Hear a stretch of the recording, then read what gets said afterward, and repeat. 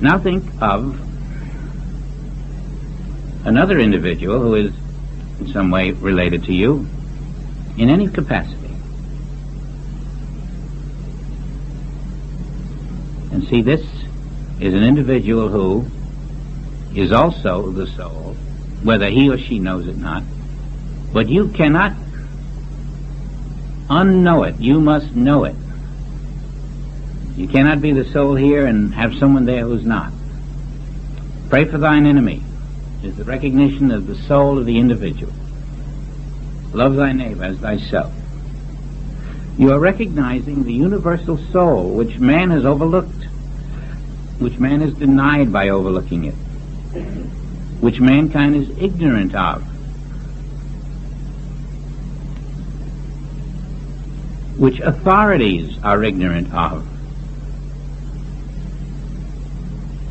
The world cannot continue to live without a recognition of its soul.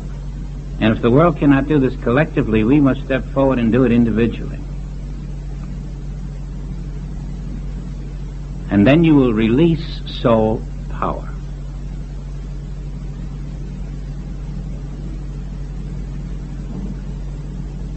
As we move later into the deeper silence, it will be because there will grow in you an awareness of the nature of your own soul.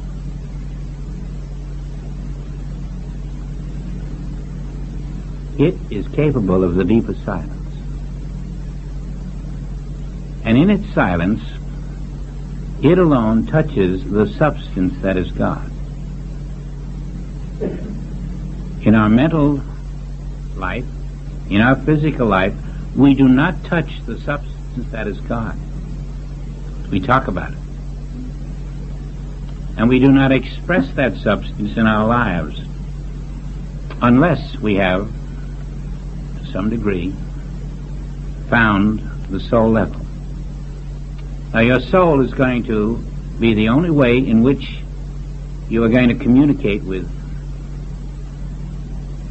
three worlds above our present expression.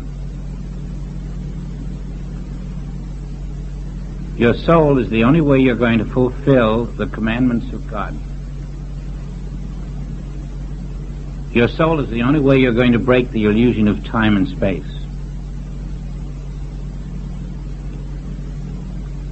Your soul is the way you will break the illusion of a dying body.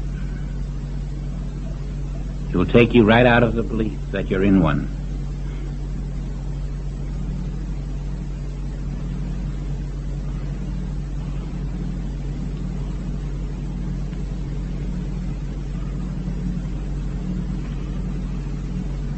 Restore the soul to everyone you know.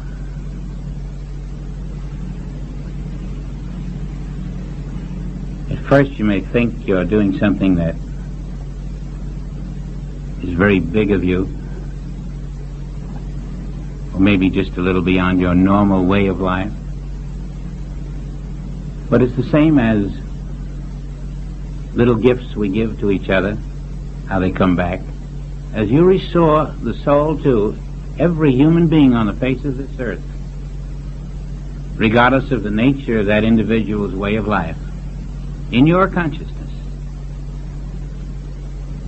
you will be fulfilling the will of God in you. The power of that is beyond belief. It's an unselfish act.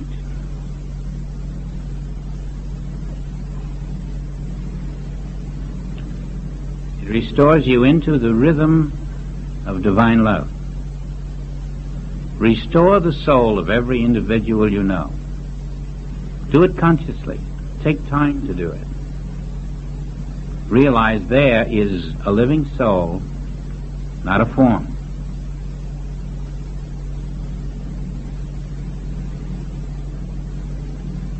And you will see that out of this grows a new awareness of the meaning of oneness.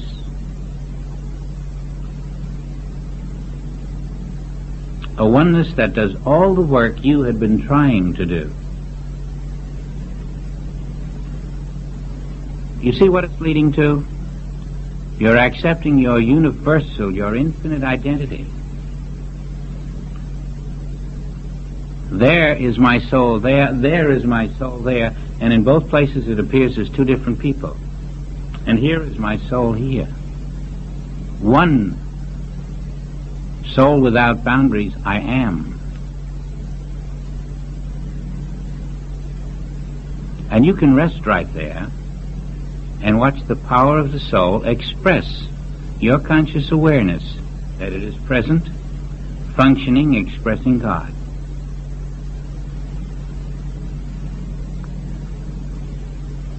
It has the power of what human beings call miracles. Your living soul, omnipresent, accepted as the invisible soul of mankind, not as a personal possession, not as your soul and not mine, or not his or not hers, but one invisible soul as the soul of all. In this oneness,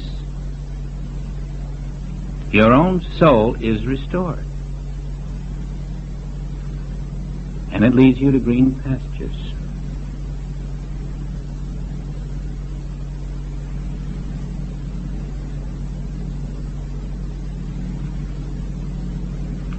You see why we are told to use no Mito power? We don't need any. The moment we try to use Mito power, we're on a lower level than the automation of the soul, which does everything effortlessly, automatically, everywhere, always, and always invisibly.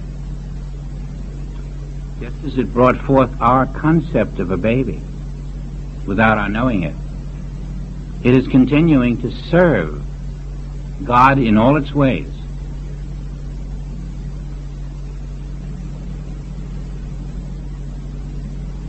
The human form then becomes a sort of an egg through which the soul will now give birth. It will make manifest the invisible body of your being through that egg called the physical form. And one day, in the twinkling of an eye, through your soul, your spirit will manifest the divine image and likeness, and it will be seen.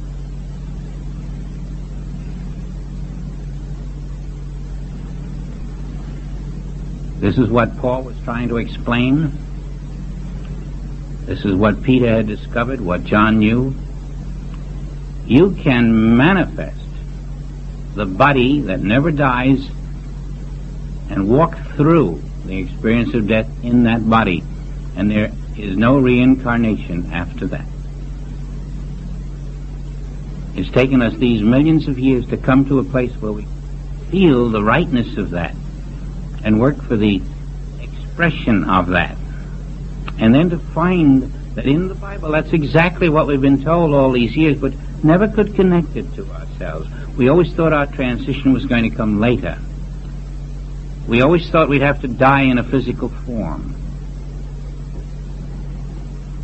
We never knew that we must transform the physical form into the divine self while on this earth, and that it can and must be done in a twinkling of an eye.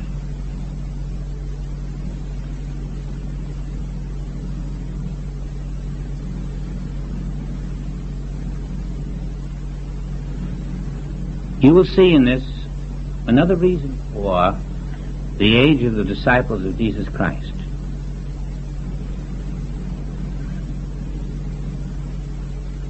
If you're young, you'll say, well, you know, what do I care about reincarnation? That's, for me, that's 40 years away. And if you're older, you'll say it's too late. I don't have enough time. Look at those young men. There wasn't anyone over about 32. I think Andrew was about 32, according to some of the commentators.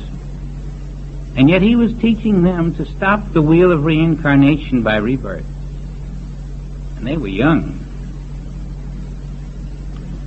They weren't waiting until they got to be 50, 60, and 70, and 80. They were getting right to it. That's unusual, because usually in our work we find that the younger ones always figure, well, I've got to sow my wild oats first.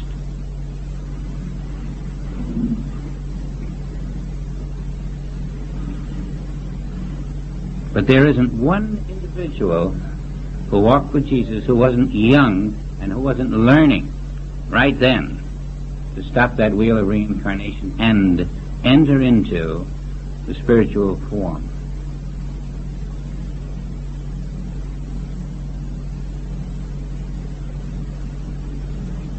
And you see why we're not too old to do it is because it's already done. You're not going to do it. You're merely going to accept what's been done. Finally get around to what should have been done and accept yourself to be the living soul. I'm not saying that's the final end of it. I'm saying you've got to do it to get to the final end of it. Now let's suppose we had attained some degree of soul awareness whereby we knew that the only thing we could express in reality were divine qualities. Right now, that's all we could express. It wouldn't matter what appeared to us. We would accept that just as the illusion of evil is unreal because God isn't the creator of it, just as error is unreal because God isn't the creator of it, just as any form of disease is unreal because God isn't the creator of it, well, the false qualities that aren't perfect can't be real because God is not the creator of them. Therefore, it is possible to reach an inner agreement, an inner recognition that this false quality called hate that someone is generating in my direction can't be there. This false quality called corruption, which I see in high places, can't be there. What is there is the absence of the awareness of soul. And in the absence of the awareness of soul, the illusion of these things must appear. Now you can't put this understanding in other people, but you must put it in yourself. You cannot recognize the corruption or the hate. You cannot honor it. You must honor the Son. You must honor the living soul, which is incapable of these things.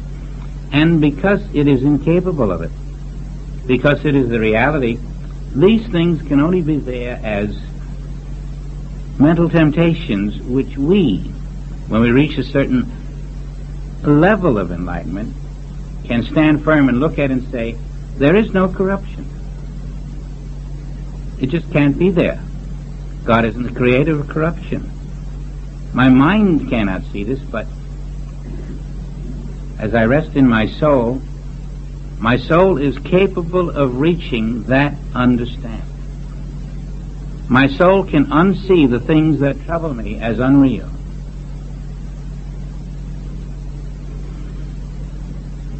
And from this day forward, this becomes the way of life for all of us who may not have consciously been ready or willing or able or alert to the fact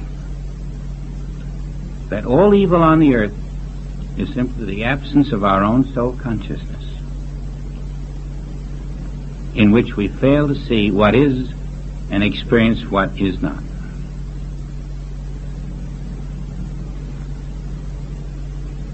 Now, when you take that into your awareness, for a child, it will have an effect.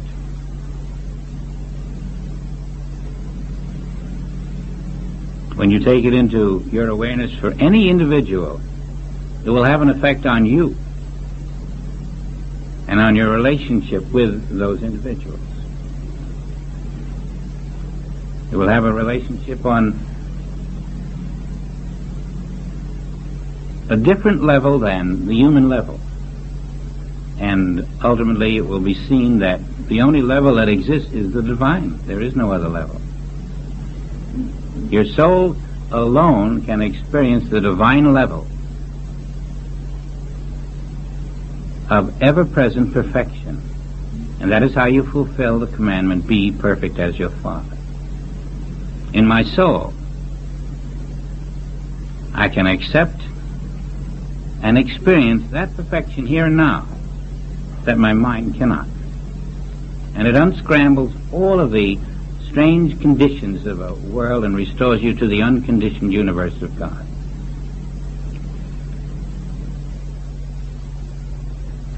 Away go those little resentments, those little petty feelings about someone who did something wrong to you, about someone who is doing something wrong to you.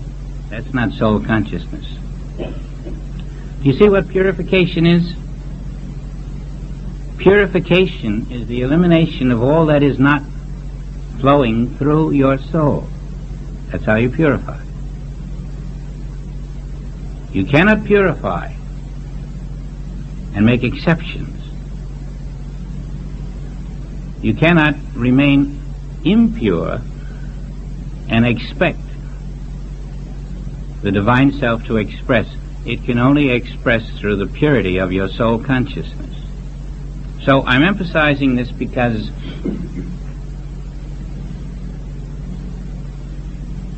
the love of God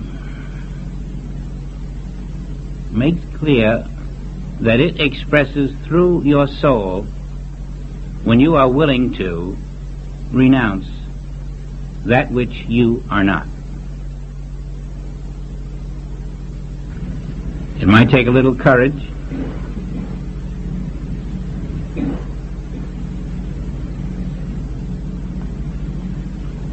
but if you see the truth, if you respond to the truth, I think we can say that you will make the effort to end the tyranny of the human mind in others as well as in yourself. We've had a degree of success at times in knowing that a certain condition does not exist because it simply cannot in God's presence. And then by, in some manner, letting your soul consciousness prevail and be dominant without the interference of your mental consciousness, that which is true makes itself manifest without any effort. But something in you first makes the acceptance of the truth. And then that truth, which is true, manifests itself to prove that it's true.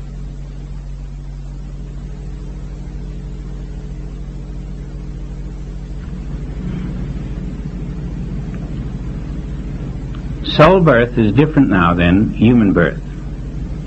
And when Jesus speaks of the rebirth or the second birth, he means soul birth.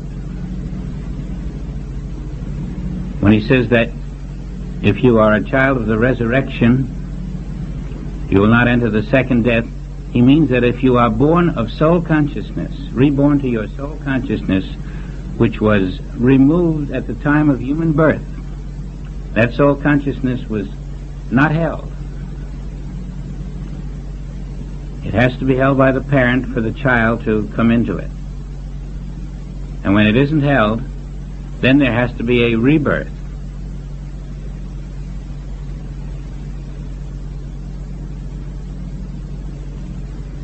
Let's strengthen that awareness of soul consciousness now.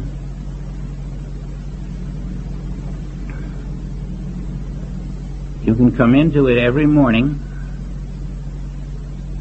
by standing still, by fasting from the normal universal thought that crowds through your brain. In soul consciousness, you are not a target for world thought. You're not establishing any thought of your own. You're establishing what appears to be a neutral zone, but it becomes very pregnant with divine thought all by itself.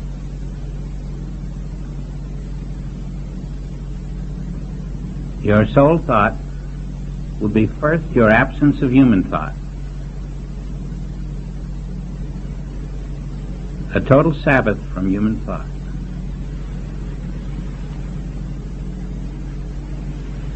When we're taught to transcend the mind, we are really being told to develop soul consciousness.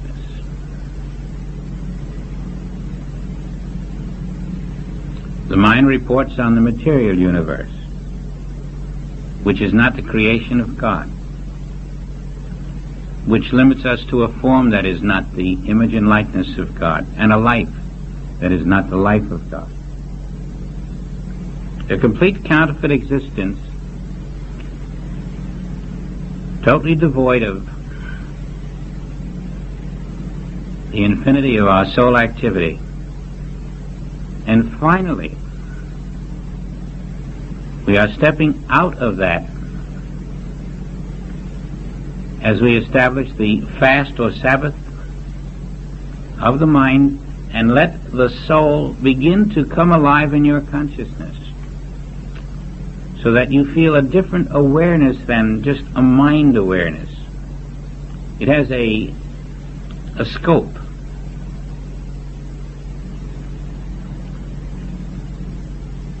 It has a different type of vibration. It's almost like a non-vibrational awareness. It has a different kind of dimension. It's a dimension beyond dimensions. It has a different texture.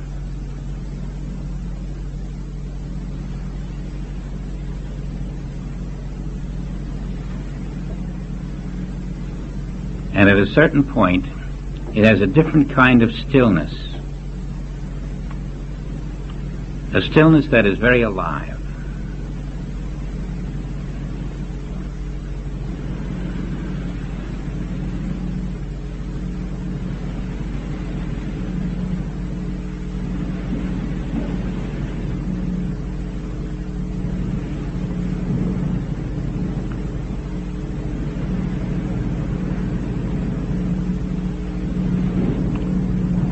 If you're in the right consciousness, you can feel a change in time patterns. You can feel the absence of thought from subconscious levels. They're released. And those subconscious levels of thought, when they release, they leave a different kind of peace. A peace that you begin to recognize more frequently. It's a peace in which you don't have to do anything. The infinite is doing it all. Now this can be established almost at will any time that you wish to do so. And when you do it, you will note that signs follow,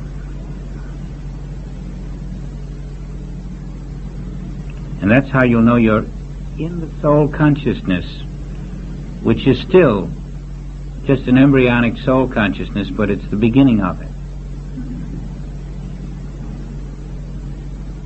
The construction project that was being delayed, the red tape you had to go through for this and that, suddenly things are unsnarled. An invisible hand is working. The soul has the potency that nothing else has.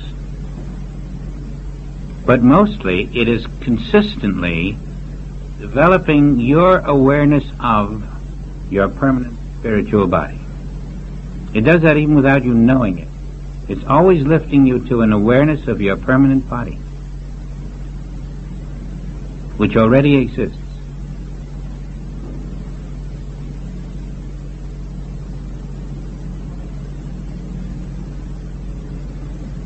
We're trying to get to a place where you realize that all hidden manna, all the resources of the infinite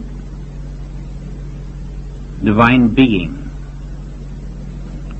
are already in full availability in your soul now. If you can realize that infinite consciousness can release through your soul the immediate fulfillment of every possible need, provided you remain in the truth of that without opposite, then you will strive to eliminate those ideas and thoughts and beliefs that are sort of obsolete but still hanging around like yesterday's hand-me-downs that no longer have any validity.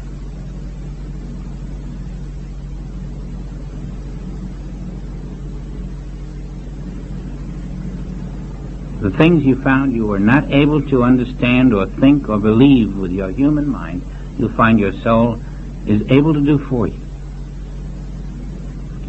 And then there'll be no you. There'll only be your soul, and then your soul will announce the presence of the infinite Christ.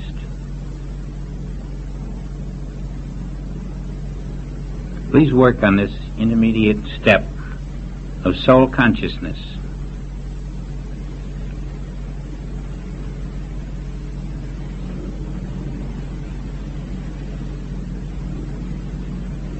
So that if this were now the morning and you had just awakened,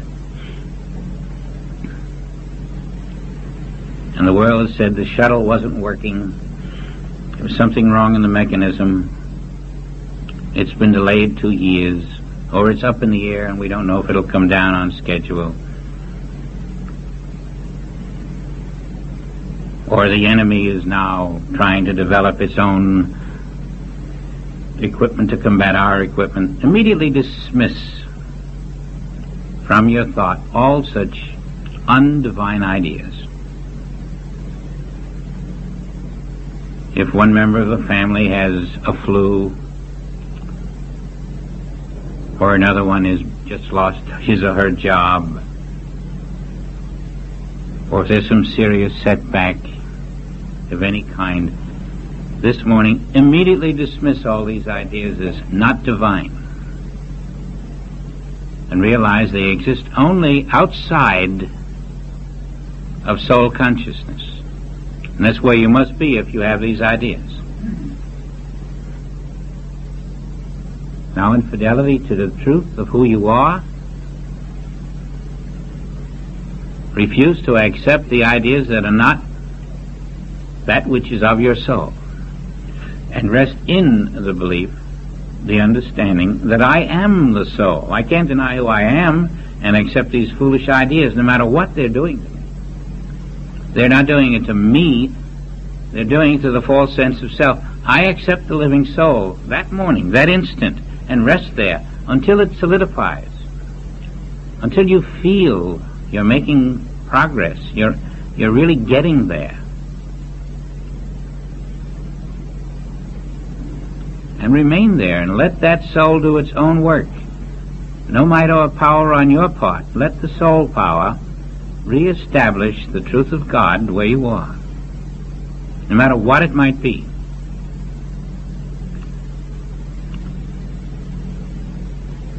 And with patience you will discover that the correct quantity and quality of whatever is necessary flows from the hidden manner of your own soul.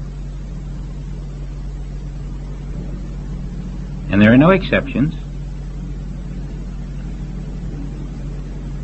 The only problem comes when you try to enter this consciousness with a personal motive, a personal desire. You think this soul consciousness should do that. It should establish this, it should eliminate that. You're not in soul consciousness when you're thinking that way. In soul consciousness, you're accepting that which you wanted to correct is not there. You don't try to correct it, because soul consciousness is the knowledge that nothing created by God needs correction and nothing else exists.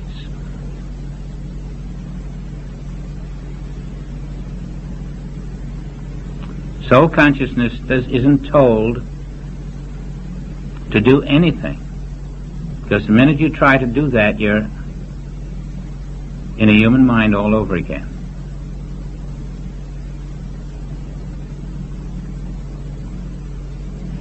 Soul consciousness doesn't work just for your human self. Soul consciousness works for the infinite being's self-expression, wherever anyone exists.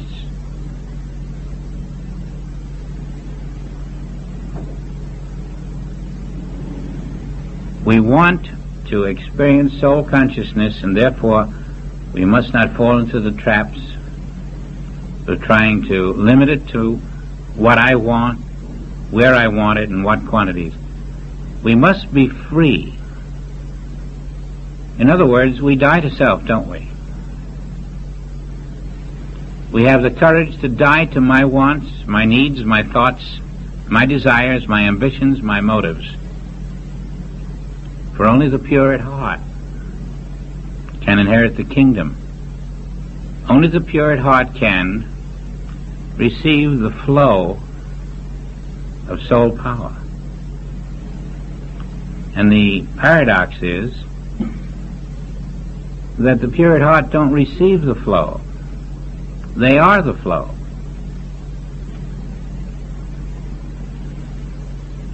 You see how there's no I and me? It doesn't flow to a you. There's just your soul. There's no Holy Ghost in your life without being in the soul consciousness. The soul consciousness will transform all that appears mortal into the reality of its immortal self. To those of us to whom that is the direction of our divine purpose, that is the direction in which our effort will be expended.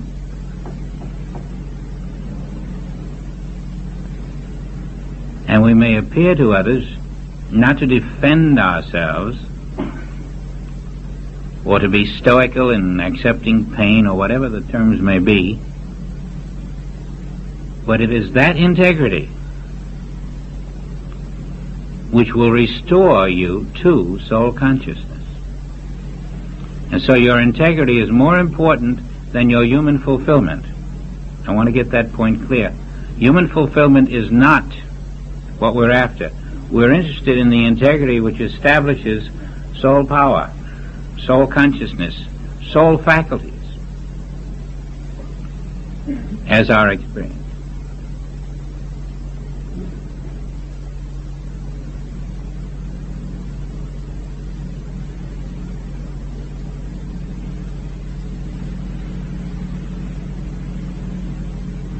And many of you have come to me with thoughts from time to time which are very varied and usually involve other people beside yourself. You've got to see that there are no other people.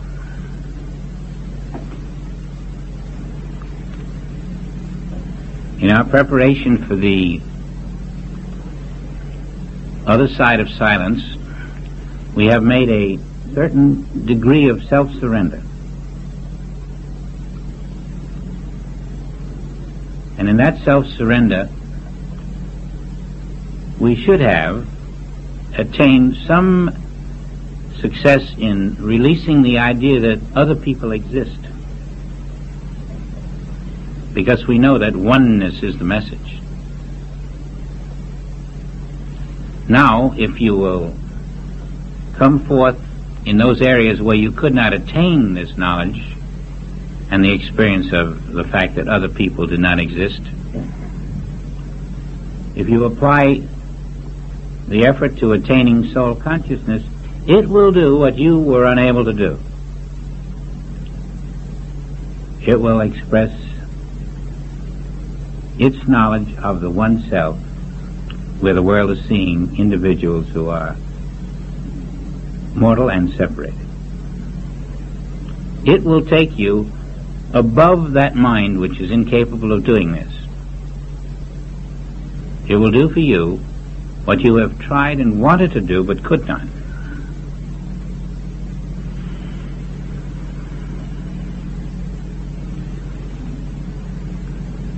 So again, you would have to come to this conclusion that these other individuals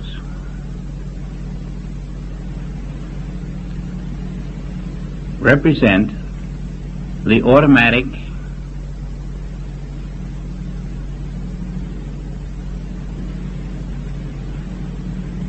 vision, touch, hearing, other forms of perception of your individual human mind. And you would use that human mind normally to either outsmart them or to talk them out of something or in some way influence them. No, you're not. You're recognizing your soul as your identity and your soul as the identity of the other individual. You're seeing one unseparated soul and you're resting in that. Can you do that? Will you try to see one unseparated soul where you have accepted other individuals in some way who were not in harmony with your particular lifestyle or purposes? Not say they're good or they're bad or you're better or worse, but rather recognize one invisible soul as the living soul of God. Rest in it. Don't worry what happens. Let the things that are going to happen, happen. Be patient. Sit it out. And watch how the one soul changes that relationship in ways you had not anticipated. You've got to come to this. And you'll find your peace by doing it also. Now we can think of lots of ways to practice soul consciousness. But it's easy enough to go right back to Jesus and let him tell you. Because the Christ has already given us some very unusual ideas about soul consciousness that we didn't recognize.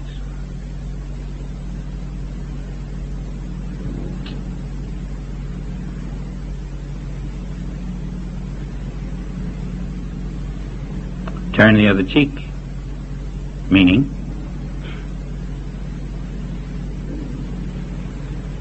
stop resenting this, stop resenting that. Stand ye still in soul consciousness and let the power of the infinite soul restore what the mind had misinterpreted. Release your concept.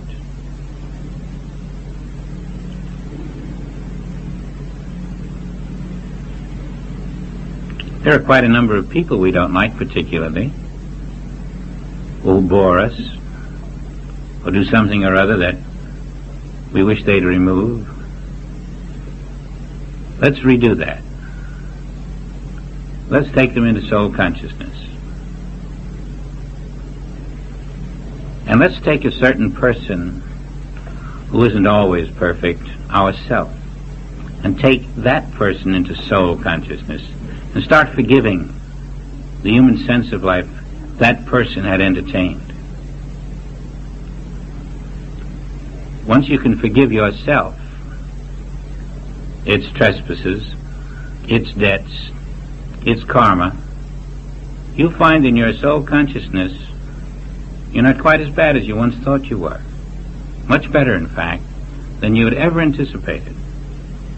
And it will give you the capacity to forgive others in a different kind of way than saying, I forgive them. Let the soul do the forgiving.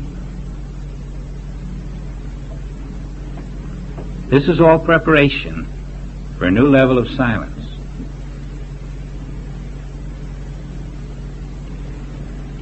Once you do it, it's a great reshuffling. The adjustments are very pronounced. They involve everyone you know.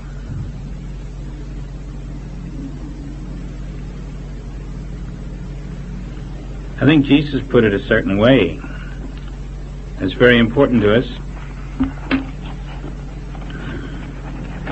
I want you to look at Matthew 20.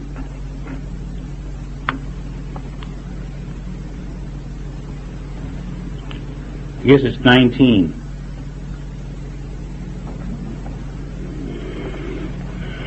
Chapter 19, the last 3 verses. We all know Jesus said, "Follow me." But here he says something just a shade different, and it's about your soul, even though the word soul isn't used. You see, the whole thrust of the Christ message is regeneration. But without the soul, there's no regeneration, so it's really soul regeneration. Through the soul, you're regenerated or reborn. In other words, the false birth is overcome. And we see there never was a birth at all. There was just the self that was not visible or tangible to the people involved, either for themselves or for you. Now Jesus says, "Verily I say unto you, that ye which have followed me in the regeneration." And so that's what they've been going through with him. They've been lifted out of the reincarnating self into the permanent self which does not reincarnate. They are being reborn, or turned away from the false sense of life to the true permanent sense. And this is soul regeneration that he's talking about. "Ye who have followed me in the regeneration, when the Son of Man shall sit in the throne of his glory, ye shall also sit upon 12 thrones, judging the 12 tribes of Israel."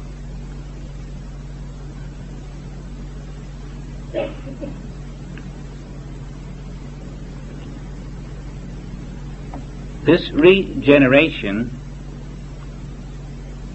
lifts them into a different present life, into a different present body, a different present consciousness, which is eternal. That is the reason they are judging the 12 tribes of Israel.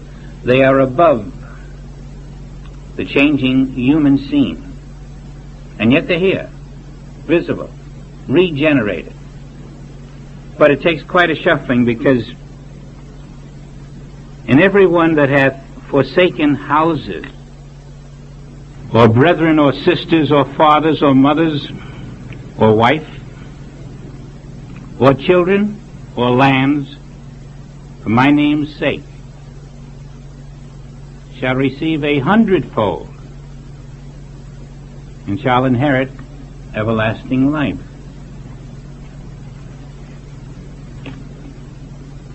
He had previously said that a sower went forth to sow, and some few reaped 100-fold, but those who follow in the regeneration through soul will reap 100-fold. And when you reap 100-fold, that's breaking reincarnation. Until you reap 100-fold, you've got to reincarnate. Now, 100-fold means that you are bearing divine fruit, not human fruit. So whoever has felt that because I'm expressing various types of human fruitage, that I must be very highly chosen, has another thought coming. That's a good decoy to the expressing or manifesting human fruitage, because it is divine fruitage that we're now after. The divine fruitage is the end of reincarnation. Human fruitage has nothing to do with it. You see how we can shortchange ourselves? But all the things that we have to come past, mother, father, brother, sister, child, mean recognize their reality. That's all it means. Recognize who they are. But you see, if you're going to say, my wife is a living soul, but your wife isn't, you've lost it again. Now, one person's wife may be in jail for writing false checks. And yet, that is what the mind sees. You are seeing the living soul. Forgiving 70 times 7 means looking through the soul and accepting what the soul knows rather than what the mind sees. And so, this is how we leave mother, brother, father, sister, etc., for my sake. We recognize the reality. But many that are first shall be last, and the last shall be first. So it matters not, in truth, what degree of human fruitage we're showing forth. Whoever can accept the indwelling soul as the only will rectify the error of centuries, when parents only saw the body and the mind and did not see that the body and the mind are just tiny images in the vastness of the soul. The soul is the overall, and these are just little images or shadows of the world mind as it interprets the soul.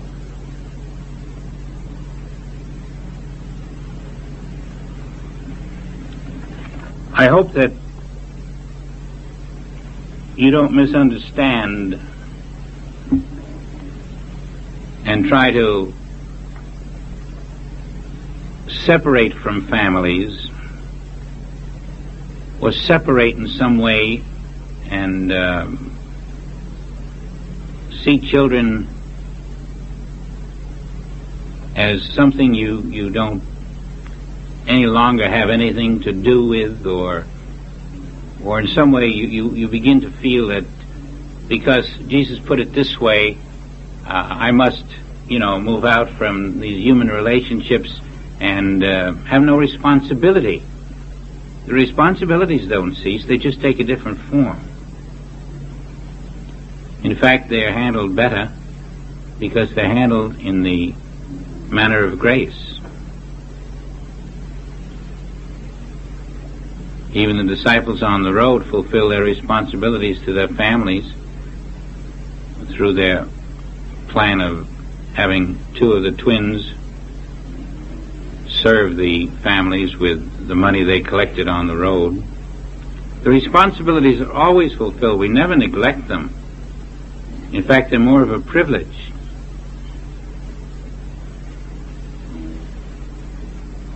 Now we have this new dimension, then, of soul awareness to consider actively. And several other things we're going to do.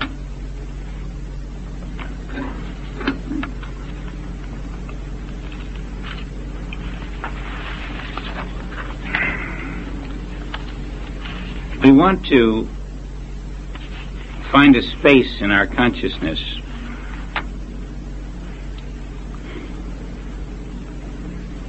where we are willing to live not where our body appears. Sounds funny, perhaps, but your soul doesn't live just where your body appears, you see. And I've got to approach this with you in a special way right now, because if you think that where your body is, you are, you're going to make your soul consciousness just a matter of words. Now, right now, your body is sitting in a chair, but your soul consciousness is not limited to that spot, okay? Let's make that clear. Your soul consciousness is totally independent of that physical form.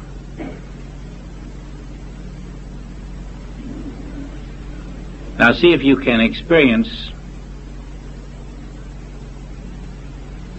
a conscious awareness of being in any place where this physical form is not.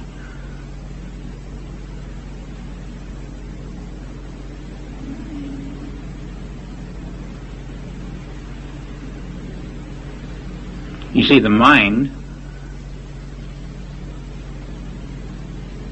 finds it difficult to make that leap. And so you don't make that leap with the mind. In order to make that leap, you have to drop the mind.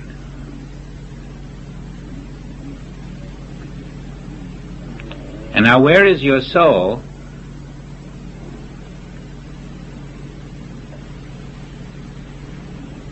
Where is it not? Can you find a place where your soul does not exist? Do you see how different soul consciousness is going to be when you come into the awareness that there is no place where your soul does not exist?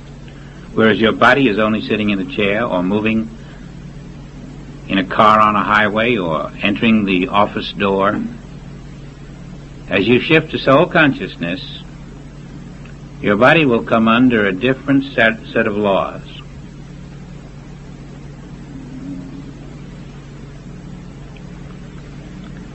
I don't know how many of you have tried that often enough, but once you experience the feeling of this soul which is not where the body is, not only where the body is, you will realize that you're into a new level of power, a new level of divine consciousness. God couldn't be limited to where a person's body is. God is your soul. Who is incapable of practicing being a living soul that is not limited or confined to just where the body is? Anyone can do it. Anyone who understands the power of it will do it, and will make it another exercise.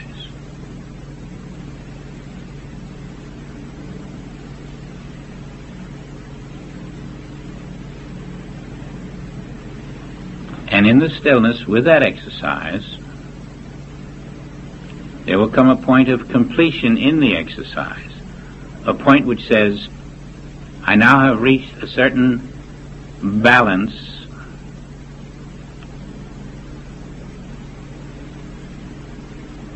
which feels a self that I am,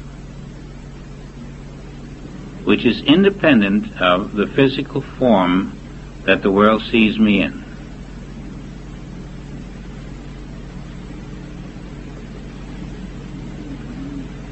As that develops, you'll find you are in that self which does not reincarnate and which does not die and which is perpetually maintained by the infinite Spirit of God. Instead of being separated from your source, that which separated you is dissolved, and you find that I and my source are one.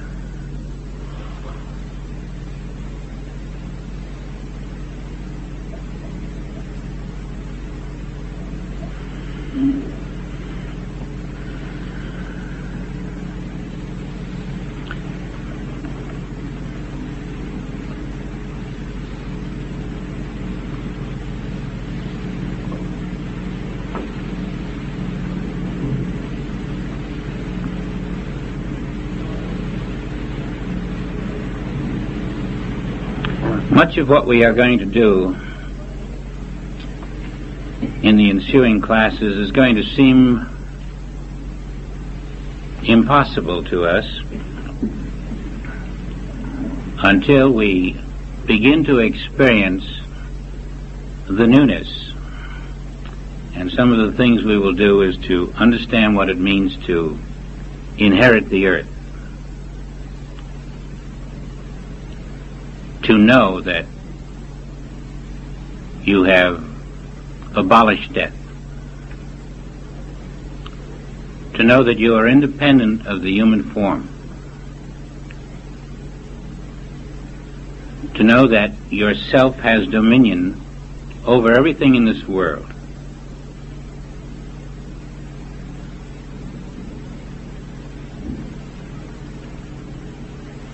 These are impossible to the human mind. They're already true in yourself.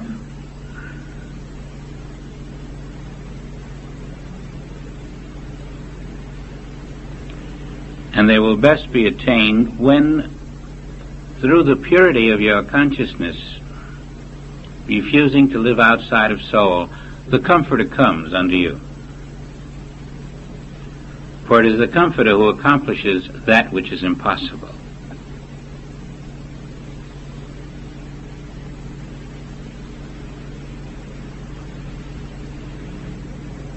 The mind which goes away is the equivalent of Jesus going away. And then when the mind goes away, the Comforter comes unto you. And you become a transparency for your divine self. And we want these things which had at one time seemed so far out, far away from us, to become normal living, where we're not astounded by what Spirit is doing every day, invisible to human sense. We want to watch the healing of the nations.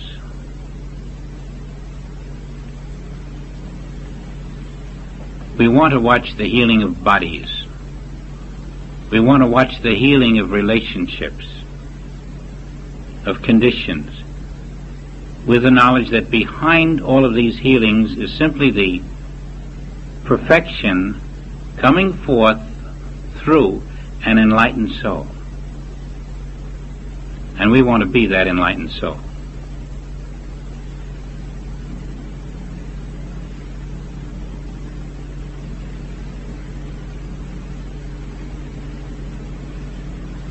At this point, I'm hoping there is less human thought in us and more of the peace of the Father, the peace that enables you to relax and know that God, where the world appears, is the only reality right now.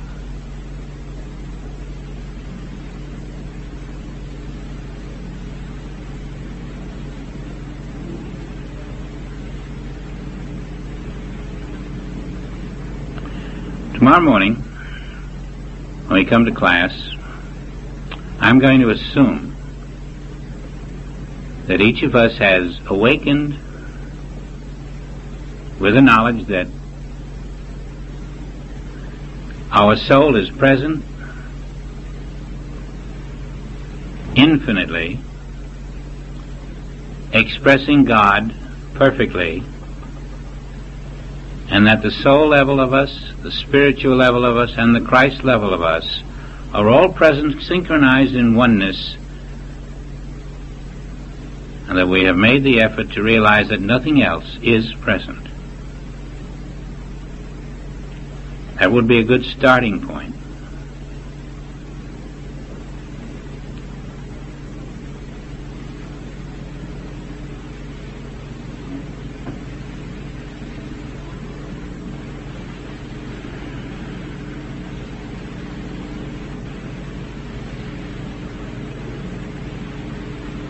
Our final exercise, and I hope you don't mind staying up this late, is to wash the feet.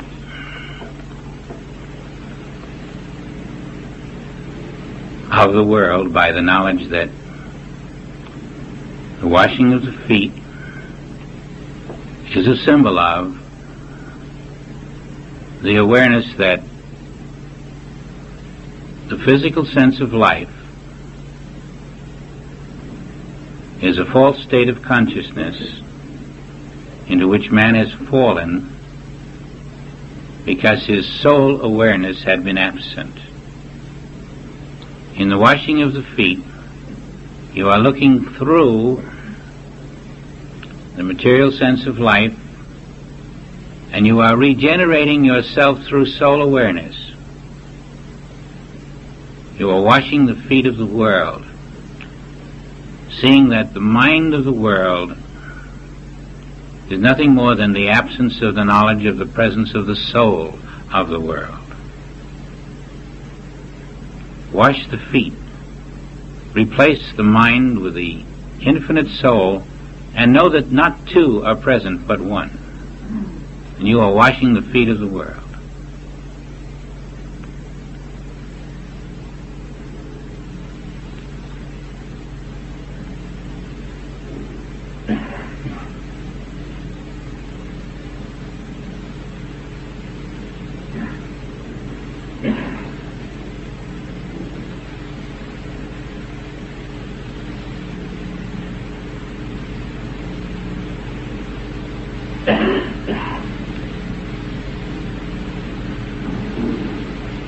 Our meeting tomorrow will be at 9:30 for meditation, 10 for the class. If any of you have a desire to learn more about the community here around Monterey and Carmel, there are two individuals who know a great deal about it. One is Alexandra, and one is Elsa Thompson. You can find them. They both know this area very well, and they'll be glad to give you any information that they can, ideas on anything that would be helpful to you. Those of you who haven't noticed, Joel's books are way back there, and I think there's a young lady from Palos Verdes who will be glad to show them to you. And I guess we'll think of other things as we go along, but for the moment, that'll be it for tonight. And we're going to start right in with our soul consciousness in the morning. See you then. Thank you. I'm going to remain here as long as anyone comes up to talk.